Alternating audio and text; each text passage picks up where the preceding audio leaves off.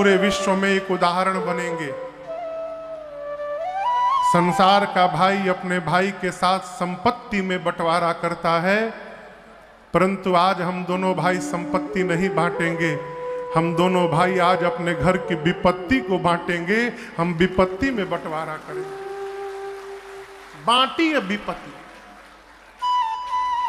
ये कथा कहती है कि प्रयास करिए भाई से विपत्ति बांटिए। संपत्ति बांटने वाले तो बहुत लोग मिल जाएंगे, है? याद रखिएगा, रुपया जब लगे, अपने भाई को नहीं कहते कि मेरे भाई जैसे हैं। हम लोग कथा गाते हैं, हर 9 दिन बाद घर बदलता है। कहीं कहीं लोग कहते हैं महाराज इसको अपना ही घर समझिएगा। हम भी सुन के हंसते हैं चुपचाप। क्यों? अपना जो घर होता है उसको समझना नहीं पड़ता है, और जहां समझना पड़ रहा है इसका मतलब वो अपना नहीं है। वो घर वाला कह रहा है कि केवल 9 दिन तक समझिएगा, बस अपना ही समझिए 9 दिन तक, 10वें दिन मत समझिएगा। भाई जैसा नहीं होता है हो, भाई केवल भाई होता है। जीवन में ये समझने का प्रयास करिए कि आपके जीवन में प्राथमिकता संपत्ति है कि आपके जीवन में प्राथमिकता आपके संबंध हैं। संबंधों को बचाइए। संपत्ति तो आती जाती रहेगी, संबंध चला गया फिर मिलने वाला नहीं है, इसलिए संबंध को बचाइए। राम जी बोले 14 वर्ष मैं वन में रहूंगा, 14 वर्ष आप अयोध्या जाके रहेंगे। भरत जी चरणों को पकड़ लिए, बोले प्रभु राज्याभिषेक की सामग्री लाए हैं। राम जी बोले अत्रि मुनि जहां कहे वहां रखिए। एक कुएं में ले जाकर सुरक्षित कराया, बांधा, और चित्रकूट के बीच में उसका नाम भरतकूप पड़ा। 5 दिन दर्शन करके भरत जी ने विदा मांगा है। राम जी ने अनेक प्रकार से समझाया। भरत जी कुछ चिन्ह चाहते हैं। यहां पर भरत जी के भाव को समझ के भगवान ने अपने आप को ही पादुकाओं के रूप में परिवर्तित करके दिया है। बाबा कहते हैं प्रभु कर कृपा पावर दीनी, सादर भरत शेष धरि लेनी, चरण पीठ करुणा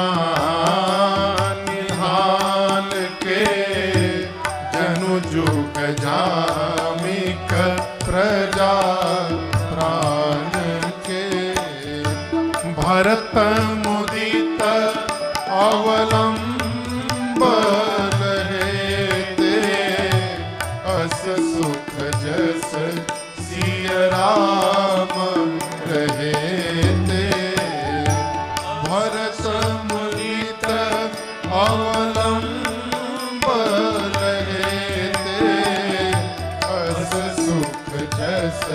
सिय राम रहे थे। जैसे प्रभु ने पादुकाओं को दिया, भरत भैया ने पादुकाओं को सिर पे धारण कर लिया। उनको लगा कि पादुकाओं के रूप में श्री सीताराम जी ही उनके साथ जा रहे हैं। दोनों भैया गले मिले हैं। अवध और मिथिला के समाज को यथा योग्य प्रणाम करके भगवान ने चित्रकूट से विदा किया है। 9 दिन का समय लगा। भरत जी दोनों समाज लेकर अयोध्या आए। आते आते प्रभु की पादुकाओं को राज सिंहासन पे रखे हैं।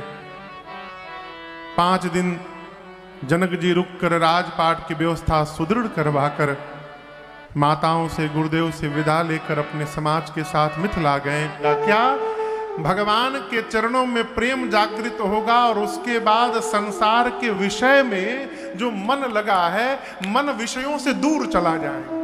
ये भरत जी के चरित्र की फलश्रुति है। जैसे दर्शन करिए, प्रकाश को जलाइए और अंधकार भगाइए, 2 अलग अलग काम नहीं करना पड़ेगा, एक ही से हो जाएगा।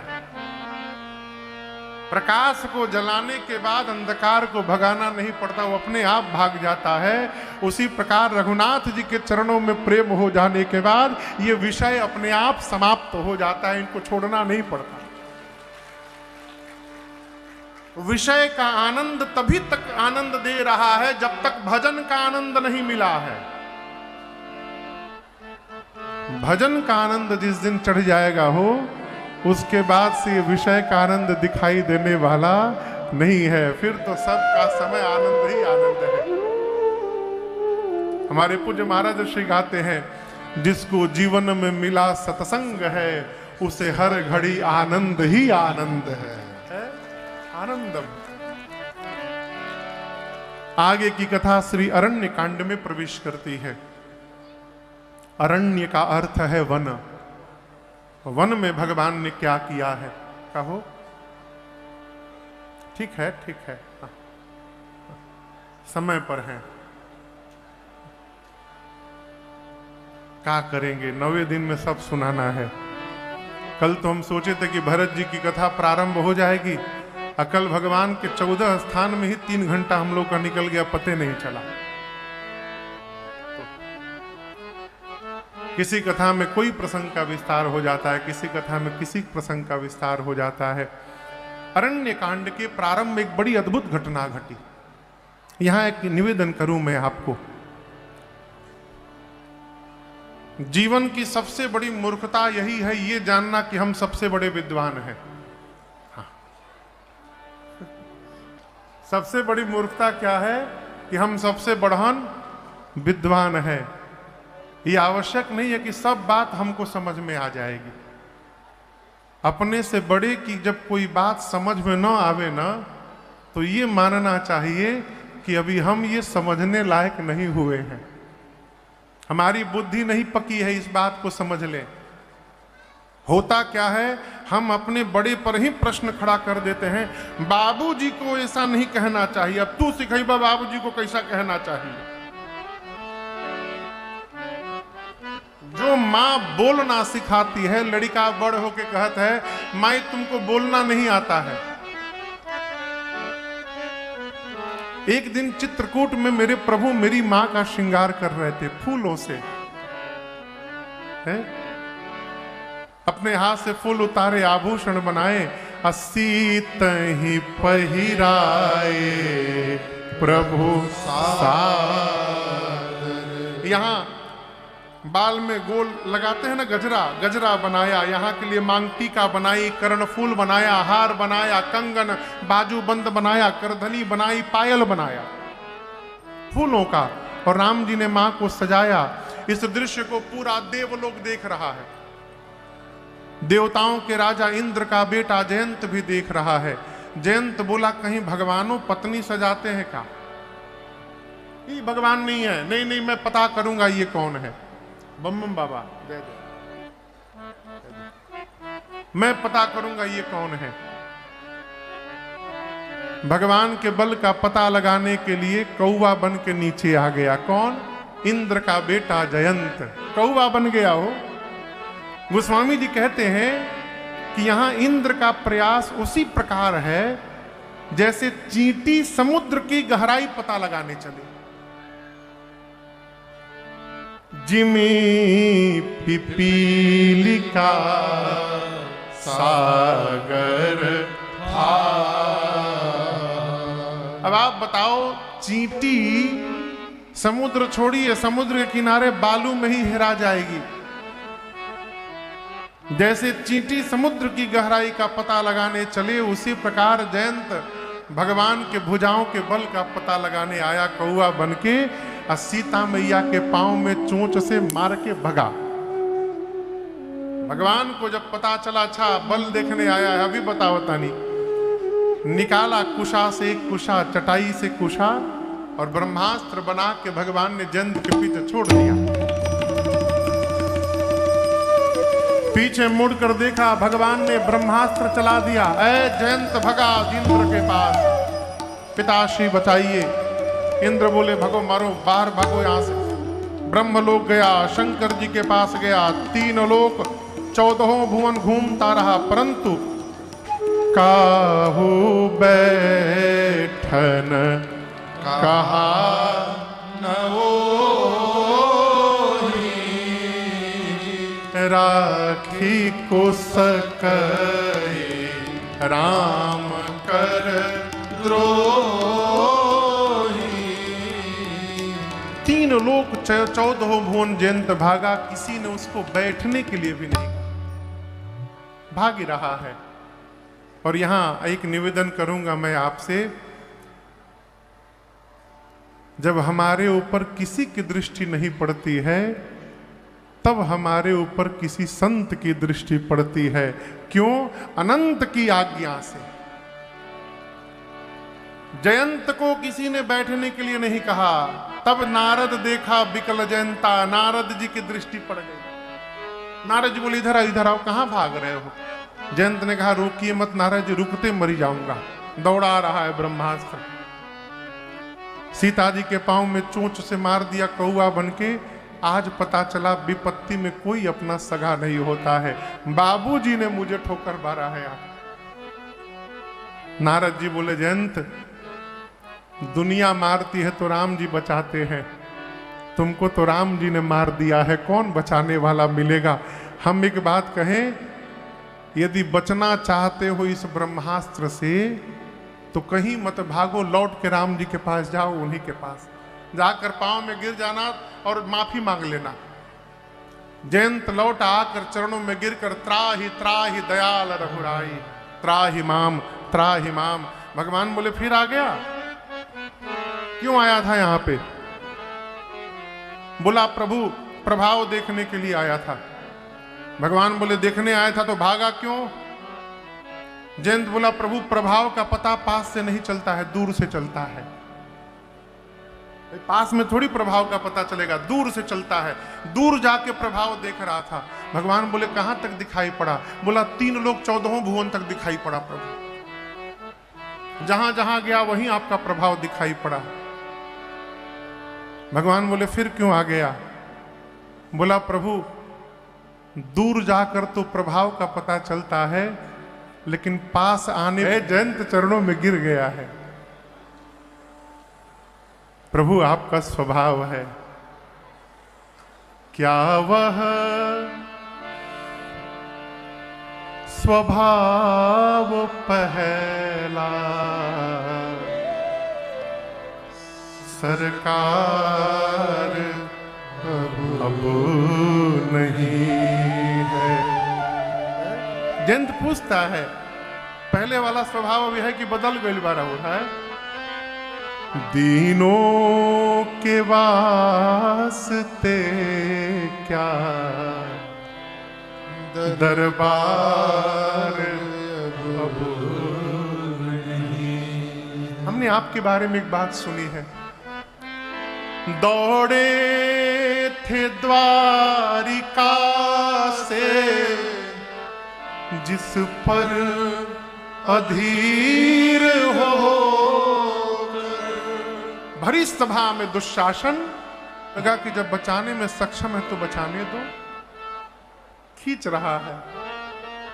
जब मैया को लगा कि अब मेरे बचाने से मेरी लज्जा बचने वाली नहीं है, आखिरी परत बची थी साड़ी की, बस आखिरी परत पकड़ी है।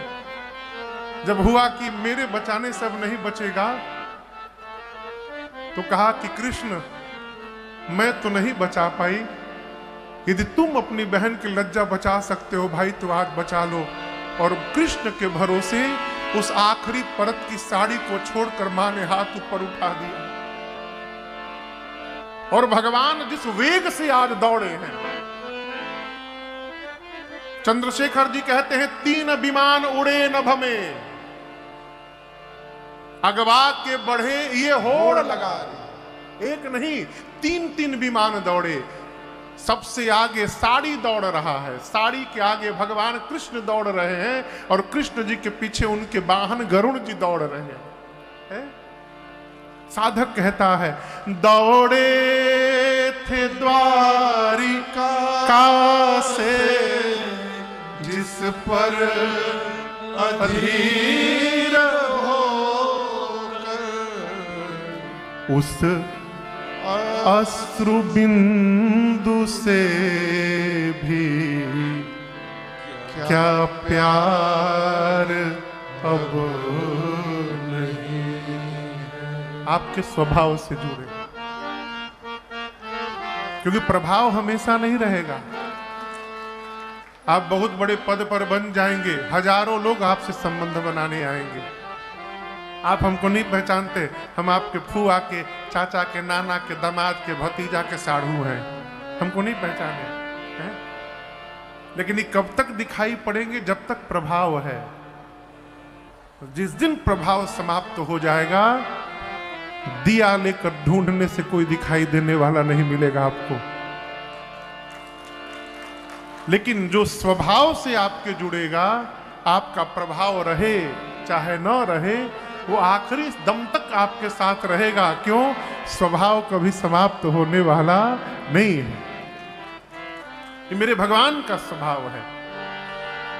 हमारे गुरुदेव भगवान कहते हैं, ऐसा सुंदर स्वभाव कहाँ पाया,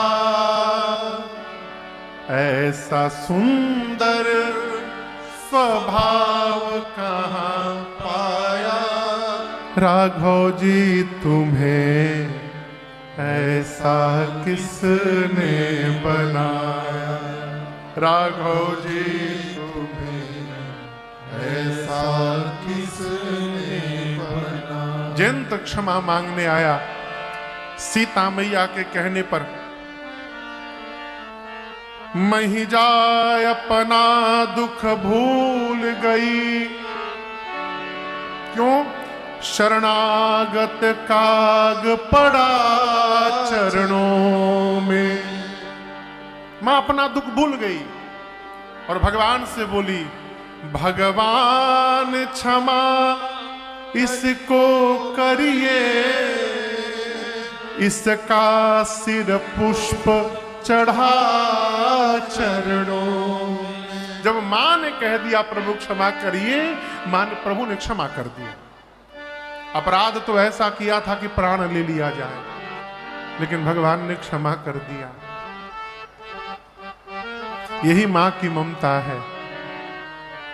माई बाप चोट खाने के बाद भी क्षमा करने की शक्ति इस ब्रह्मांड में किसी के पास है, तो वो शक्ति केवल और केवल मां के पास है।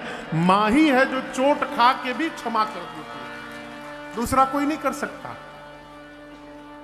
और आपको ये दृष्टांत दिखाऊं, भगवान इस घटना के बाद सावधान हो गए। राम जी आगे बढ़े हैं, मुनियों से मिले। अभी सुनाया आपको, अगस्त ऋषि से मिले। अगस्त ऋषि से भगवान ने कहा मंत्र दीजिए। मंत्र देकर उन्होंने कहा जाकर पंचवटी में आप रहिए। भगवान पंचवटी में आए। शूर्पणखा आई एक दिन। शूर्पणखा का नाक कान का भंजन हुआ है, भगवान से विवाह करना चाहती थी। लक्ष्मण जी को बोलकर भगवान ने उसके नाक कान को कटवाया। आप दर्शन करिए। शूर्पणखा रावण के पास नहीं गई, खरदूषण के पास गई। खरदूषण विशाल सेना लेकर आए राम जी के सामने। राम जी ने लक्ष्मण भैया से कहा कि सीता को लेकर भीतर गुफा के भीतर जाओ, सीता को लेकर भीतर जाओ। तो क्या राम जी को डर है क्या कि कहीं ये खरदूषण लक्ष्मण जी और सीता जी को मार देंगे? डर है क्या? क्यों भीतर करवा दिए? राम जी जयंत वाली घटना के बाद सावधान हो गए हैं।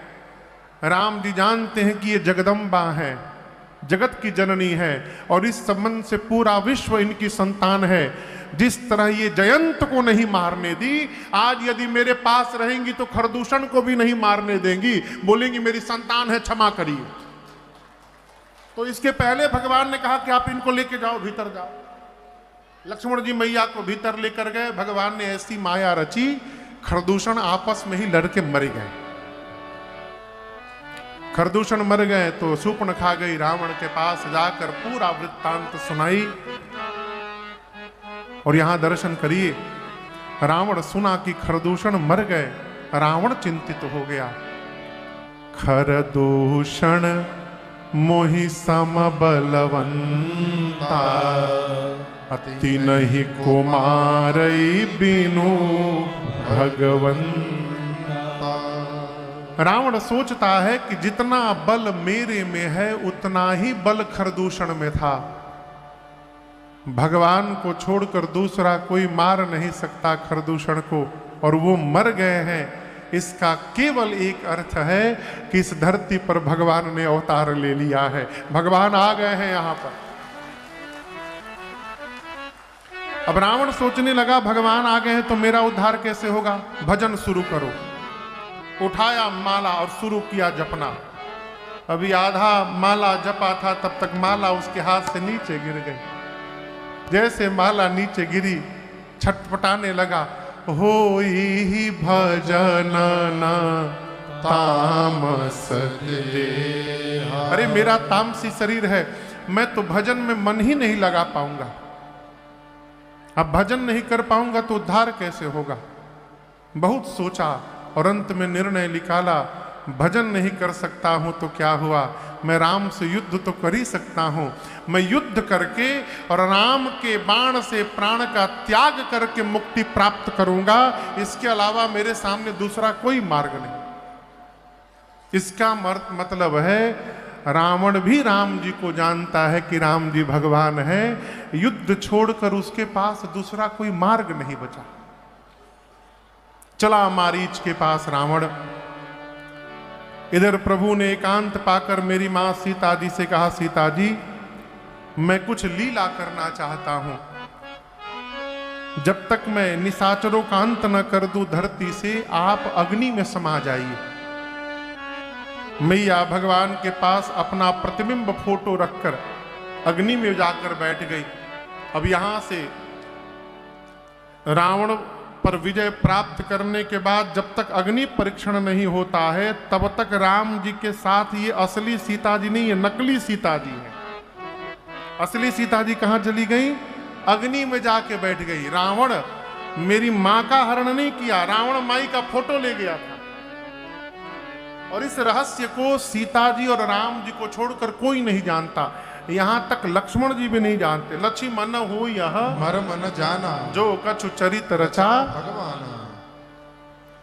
रावण गया मारीच के पास, कहा चलो हिरण बनो। ये प्रसंग मैंने बीच में एक दिन सुनाया था आपको। मारीच तो पहले मना कर दिए। रावण बोला मना कर रहे हो, मार दूंगा। मारीच सोचा जाऊंगा तो राम जी मारेंगे, नहीं जाऊंगा तो ये पापी मारेगा। इसके हाथों मरने से अच्छा है चल के भगवान के हाथों मरा जाए, उद्धार तो होगा। चले मारीच स्वर्ण मृग बनकर। मैया ने मांगा चर्म, भगवान चले। बहुत दूर जाकर प्रभु ने बाण मारा है। ये यहां से लीला प्रारंभ होती है। जीवन में कब करवट आ जाए हो कोई नहीं जानता। इसलिए बहुत हो तो उड़िए मत, और कुछ न हो तो उदास मत होइए। सबको सहारा देने वाले सहारा श्री जाते जाते बेसहारा होके चले गए। आपन संतान आग लगाने नहीं आई हो, आपन संतान कब वक्त क्या करेगा कोई समझ न पाया। देखा सियाने वन में कंचन मृगा है आया। कब वक्त क्या करेगा कोई समझ न पाया। बहुत दूर जाकर प्रभु ने बाण चलाया। बाण लगते मारीच जोर से बोला हाँ लक्ष्मण, और राम बोल के मन में प्राण छोड़ दिया। हाँ लक्ष्मण सुनकर सीता जी ने लक्ष्मण जी को विदा किया है। भैया रेखा खींच के गए और रावण सन्यासी का रूप धारण करके आके मेरी मां को लेकर गया है। मां विलाप करती हैं और आप दर्शन करिए, पूरा चराचर सारे देवता खड़े हैं आकाश में, और एक भी देवता की हिम्मत नहीं है कि जाकर दशानन का मार्ग रोक सके।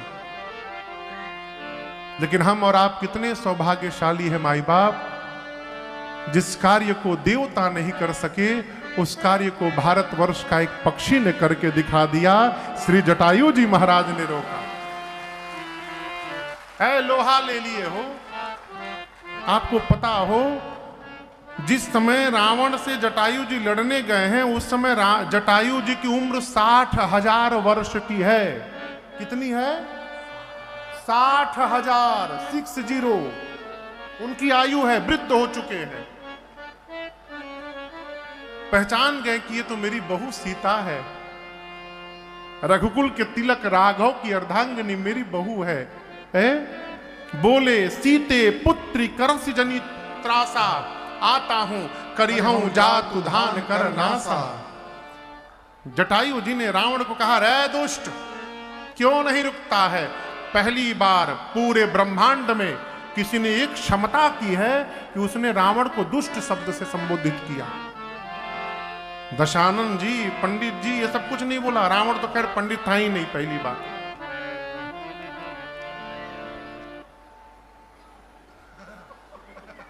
ये परिया कहां चढ़ रही थी माई?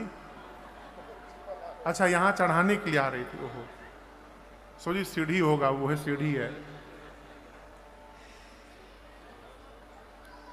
भैया मंच बड़ा बना हुआ था आपने।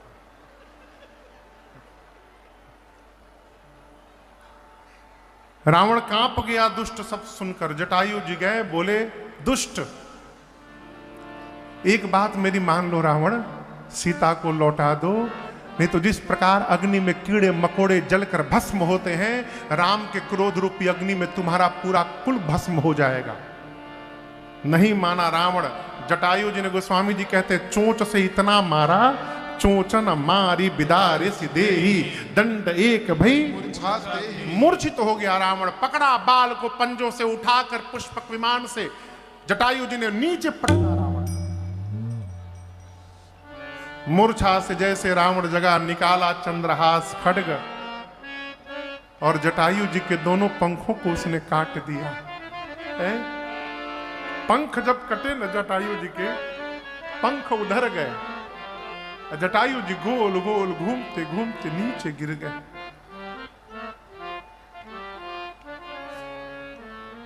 सीता मैया ने जटायु जी को गिरते हुए देखा। उसके बाद क्या हुआ ये नहीं पता। सूरदास जी कहते हैं, जब हनुमान जी लंका में सीता जी के पास पहुंचे हैं और प्रणाम किए हैं, तो मां ने कहा, हनुमान कुछ मत बताना, पहले मैं जो पूछती हूं वो बताओ। कहू कपि है के ही भांत जटा। ये बताओ मेरे पिता समान जटायु जी कैसे? और जैसे हनुमान जी ने बताया कि माँ वो तो धाम चले गए, मेरी माँ को मूर्छा आ गई, माँ वहीं गिर गई। जटायु जी नीचे गिर गए और गिर कर बोले, प्रभु आपकी अद्भुत कृपा, बड़ी कृपा प्रभु आपकी, सुमिरि राम के अद्भुत करनी। किसी ने कहा दिमाग ठीक है, दोनों पंख कट गया, कह रहे हो अद्भुत करनी। जटायु जी बोले, भगवान की कृपा है ये। पंख यदि लगा रहता तो सीता जी के हरण की सूचना देने की जिम्मेदारी मेरी रहती, जा करके मुझे जाकर के राम जी को बताना पड़ता। लेकिन भगवान ने मेरे दोनों पंखों को कटवा कर और मुझे मुक्त कर दिया है। अब मुझे कहीं नहीं जाना है, राम जी को मेरे पास आना है। भगवान ने मुझे निश्चिंत कर दिया कि भगवान की कृपा हो गई। ये प्रसंग कहता है, भगवान का भक्त वही है जो किसी भी परिस्थिति में भगवान पर दोष न दे, वो भगवान का भक्त है। यहां तो तनिको दाएं बाएं होता है, भगवान आप ठीक नहीं किए। राम जी लक्ष्मण जी को देखे, आश्रम में आए, मां से विहीन आश्रम देखकर भगवान बहुत रोए। ढूंढते ढूंढते जटायु जी के पास आए और जटायु जी ने पूरा वृत्तांत सुनाया है।